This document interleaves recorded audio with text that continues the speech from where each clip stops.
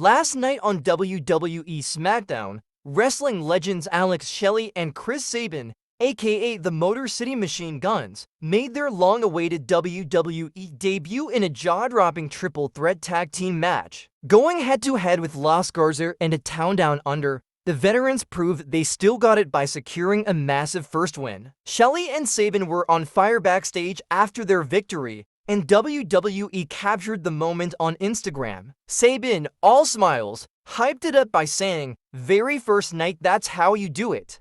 Shelley couldn't help but drop a cheeky reference to their TNA days. "I might even say that's how you make an impact." The chemistry, the energy, these guys are back, and they're making waves.